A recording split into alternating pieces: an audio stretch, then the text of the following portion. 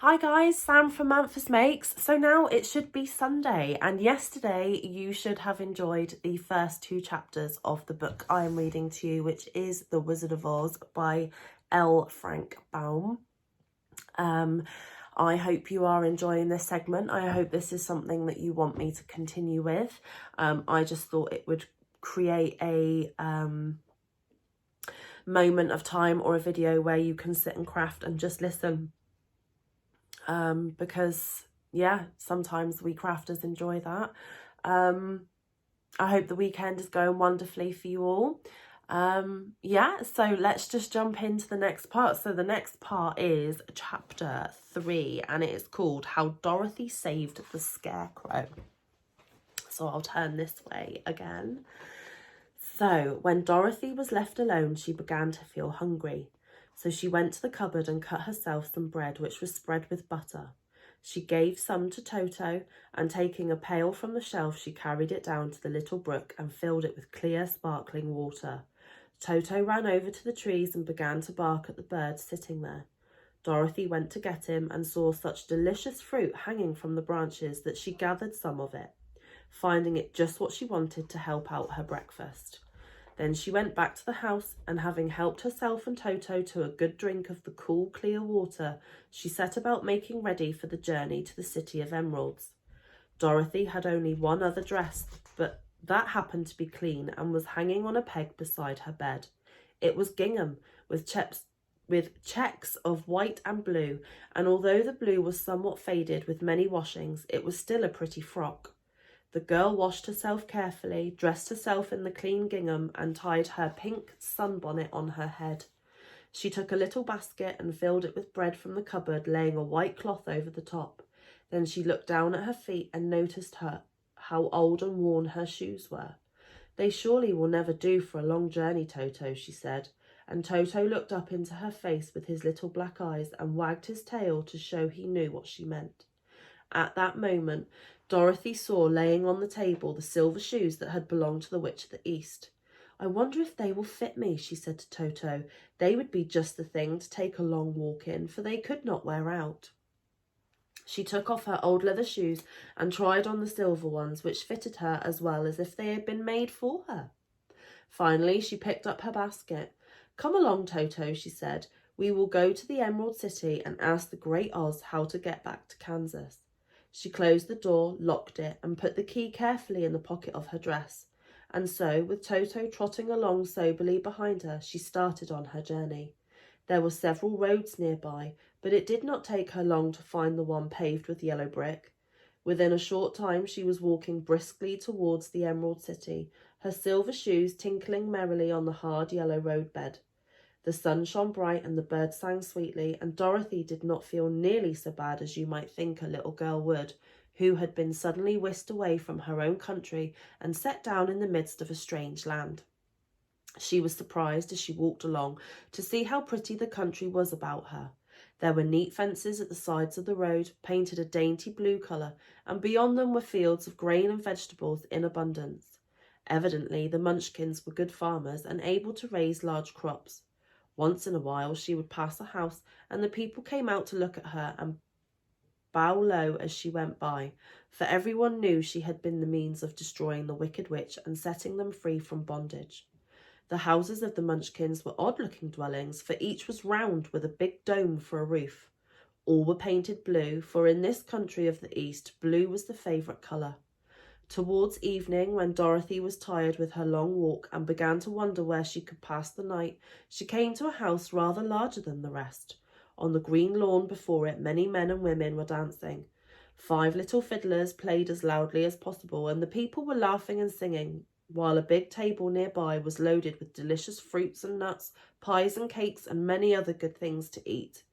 The people greeted Dorothy kindly and invited her to supper and to pass the night with them, for this was the home of one of the richest Munchkins in the land, and his friends were gathered with him to celebrate their freedom from the bondage of the wicked witch. Dorothy ate a hearty supper and was waited upon by the rich Munchkin himself, whose name was Bock. Then she sat down upon a settee and watched the people dance. When Bock saw her silver shoes, he said, "You must be a great sorceress." Why? Asked the girl. Because you wear silver shoes and have killed the wicked witch. Besides, you have white in your frock, and only witches and sorceresses wear white. My dress is blue and white checked, said Dorothy, smoothing out the wrinkles in it. It is kind of you to wear that, said Bock. Blue is the colour of the Munchkins, and white is the witch colour, so we know you are a friendly witch. Dorothy did not know what to say for this, for all the people seemed to think her a witch, and she knew very well she was only an ordinary little girl who had come by the chance of a cyclone into a strange land. When she had tired watching the dancing, Bock led her into the house, where he gave her a room with a pretty bed in it. The sheets were made of blue cloth, and Dorothy slept soundly in them till morning, with Toto curled up on the blue rug beside her. She ate a hearty breakfast and watched a wee Munchkin baby who played with Toto and pulled his tail and crowed and laughed in a way that greatly amused Dorothy. Toto was a fine curiosity to all the people, for they had never seen a dog before. How far is it to the Emerald City? The girl asked. I do not know, answered Bock gravely, for I have never been there. It is better for people to keep away from Oz unless they have business with him. But it is a long way to the Emerald City, and it will take you many days. The country here is rich and pleasant, but you must pass through rough and dangerous places before you reach the end of your journey. This worried Dorothy a little, but she knew that only the great Oz could help her to get to Kansas again, so she bravely resolved not to turn back. She bade her friends goodbye and again started along the road of yellow brick. When she had gone several miles, she thought she would stop to rest, and so climbed to the top of the fence beside the road and sat down. There was a great cornfield beyond the fence, and not far away she saw a scarecrow placed high on a pole to keep the birds from the ripe corn. Dorothy leaned her chin upon her hand and gazed thoughtfully at the scarecrow. Its head was a small sack stuffed with straw, with eyes, nose and mouth painted on it to represent a face. An old pointed blue hat that had belonged to some Munchkin was perched on his head, and the rest of the figure was a blue suit of clothes, worn and faded, which had also been stuffed with straw. On the feet were some old boots with blue tops, such as every man wore in this country, and the figure was raised above the stalks of corn by means of the pole stuck up its back. While Dorothy was looking earnestly into the queer painted face of the scarecrow, she was surprised to see one of the eyes slowly wink at her. She thought she must have been mistaken at first, for none of the scarecrows in Kansas ever wink, but presently the figure nodded its head to her in a friendly way. Then she climbed down from the fence and walked up to it, while Toto ran around the pole and barked. Good day, said the scarecrow in a rather husky voice. Did you speak? Asked the girl in wonder. Certainly, answered the scarecrow. How do you do? I'm pretty well, thank you, replied Dorothy politely. How do you do? I'm not feeling well, said the scarecrow with a smile, for it is very tedious being perched up here night and day to scare away crows. Can't you get down? Asked Dorothy. No, for this pole is stuck up my back. If you will please take away the pole, I shall be greatly obliged to you. Dorothy reached up both arms and lifted the figure off the pole, for being stuffed with straw it was quite light. Thank you very much, said the scarecrow when he had been set down on the ground. I feel like a new man. Dorothy was puzzled at this, for it sounded queer to hear a stuffed man speak and to see him bow and walk along beside her. Who are you? Asked the scarecrow when he had stretched himself and yawned, and where are you going? My name is Dorothy, said the girl, and I am going to the Emerald City to ask the great Oz to send me back to Kansas. Where is the Emerald City? He inquired, and who is Oz? Why, don't you know? She returned in surprise. No, indeed, I don't know anything. You see, I am stuffed, so I have no brains at all, he answered sadly. Oh, said Dorothy, I'm awfully sorry for you. Do you think, he asked, if I go to the Emerald City with you, that Oz would give me some brains? I cannot tell, she returned, but you may come with me if you like. If Oz will not give you any brains, you will be no worse off than you are now. That is true, said the scarecrow. You see, he continued confidentially, I don't mind my legs and arms and body being stuffed because I cannot get hurt. If anyone treads on my toes or sticks a pin into me, it doesn't matter, for I can't feel it. But I do not want people to call me a fool, and if my head stays stuffed with straw instead of with brains, as yours is, how am I ever to know anything? And there they both are. "I understand how you feel," said the little girl, who was truly sorry for him.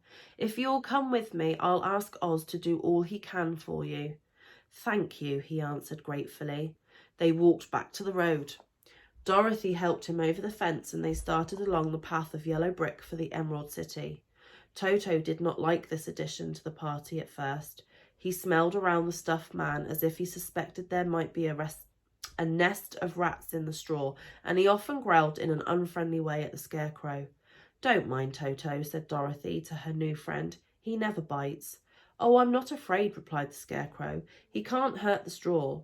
Do let me carry that basket for you. I shall not mind it, for I can't get tired. I'll tell you a secret," he continued as he walked along.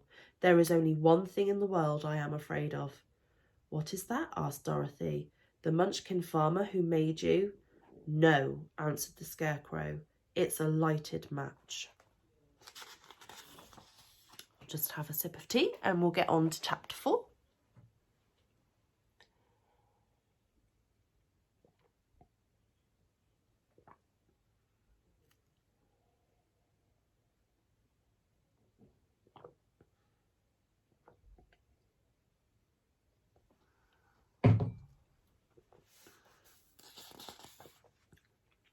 Okay, so the next chapter is chapter 4, The Road Through the Forest.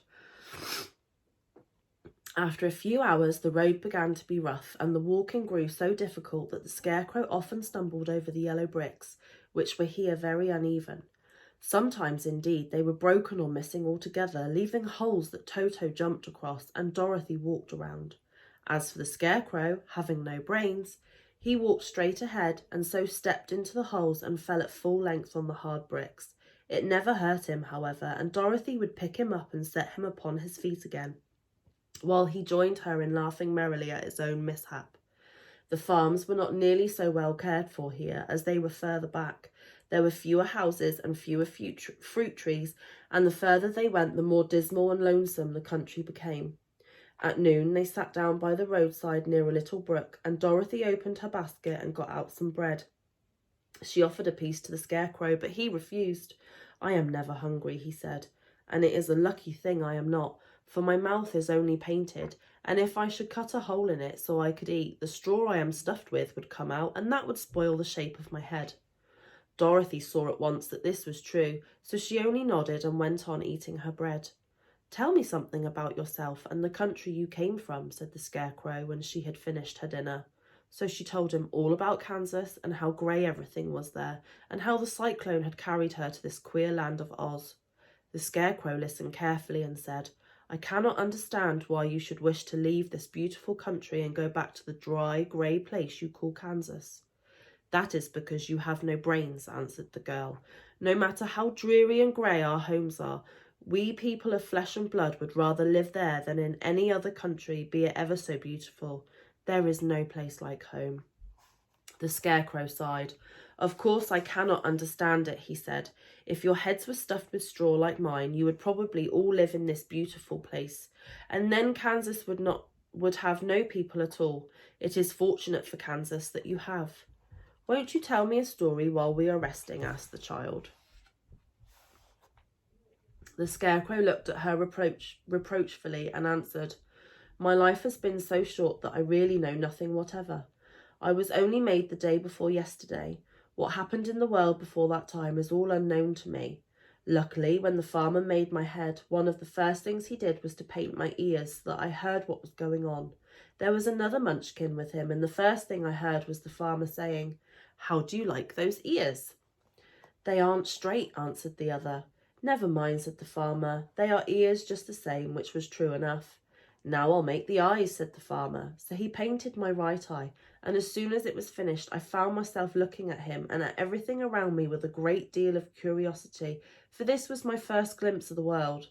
"That's a rather pretty eye," remarked the Munchkin, who was watching the farmer. "Blue paint is just the colour for eyes." "I think I'll make the other a little bigger," said the farmer, and when the second eye was done, I could see much better than before. Then he made my nose and my mouth, but I did not speak, because at that time I didn't know what a mouth was for. I had the fun of watching them make my body and my arms and legs, and when they fastened on my head at last, I felt very proud, for I thought I was just as good a man as anyone. "This fellow will scare the crows fast enough," said the farmer. "He looks just like a man." "Why, he is a man," said the other, and I quite agreed with him. The farmer carried me under his arm to the cornfield and set me up on a tall stick where you found me. He and his friends soon after walked away and left me alone. I did not like to be deserted this way, so I tried to walk after them, but my feet would not touch the ground and I was forced to stay on that pole. It was a lonely life to lead, for I had nothing to think of, having been made such a little while before. Many crows and other birds flew into the cornfield, but as soon as they saw me, they flew away again, thinking I was a Munchkin, and this pleased me and made me feel that I was quite an important person. By and by, an old crow flew near me, and after looking at me carefully, he perched upon my shoulder and said, "I wonder if that farmer thought to fool me in this clumsy manner. Any crow of sense could see that you are only stuffed with straw." Then he hopped down at my feet and ate all the corn he wanted. The other birds, seeing he was not harmed by me, came to eat the corn too, so in a short time there was a great flock of them about me. I felt sad at this, for it showed I was not such a good scarecrow after all, but the old crow comforted me, saying, "If you only had brains in your head, you would be as good a man as any of them, and a better man than some of them. Brains are the only things worth having in this world, no matter whether one is a crow or a man." After the crows had gone, I thought this over and decided I would try hard to get some brains. By good luck, you came along and pulled me off the stake, and from what you say, I am sure the great Oz will give me brains as soon as we get to the Emerald City. "I hope so," said Dorothy earnestly, "since you seem anxious to have them." "Oh, yes, I am anxious," returned the Scarecrow. "It is such an uncomfortable feeling to know one is a fool." "Well," said the girl, "let us go," and she handed the basket to the Scarecrow. There were no fences at all by the roadside now, and the land was rough and untilled. Towards evening they came to a great forest where the trees grew so big and close together that their branches met over the road of yellow brick. It was almost dark under the trees, for the branches shut out the daylight, but the travellers did not stop and went on into the forest. "If this road goes in, it must come out," said the Scarecrow, "and as the Emerald City is at the other end of the road, we must go wherever it leads us." "Anyone would know that," said Dorothy. "Certainly, that is why I know it," returned the Scarecrow. "If it required brains to figure it out, I never should have said it." That's another good illustration there. After an hour or so, the light faded away and they found themselves stumbling along in the darkness. Dorothy could not see at all, but Toto could, for some dogs see very well in the dark, and the Scarecrow declared he could see as well as by day. So she took hold of his arm and managed to get along fairly well. "If you see any house or any place where we can pass the night," she said, "you must tell me, for it is very uncomfortable walking in the dark." Soon after, the Scarecrow stopped. "I see a little cottage at the right of us," he said, "built of logs and branches. Shall we go there?" "Yes, indeed," answered the child. "I am all tired out." So the Scarecrow led her through the trees until they reached the cottage, and Dorothy entered and found a bed of dried leaves in one corner. She lay down at once, and with Toto beside her, soon fell into a sound sleep. The Scarecrow, who had never tired, stood up in another corner and waited patiently until morning came. So we have finally met one of the main characters, which is the Wonderful Scarecrow. Which out of all of the characters in The Wizard of Oz is your favourite? Obviously, as a child, I wanted to be Dorothy. I wanted the ruby slippers as the film portrayed, although in the book they are silver. But out of the Scarecrow, the Cowardly Lion and the Tin Man, the Scarecrow was my favourite.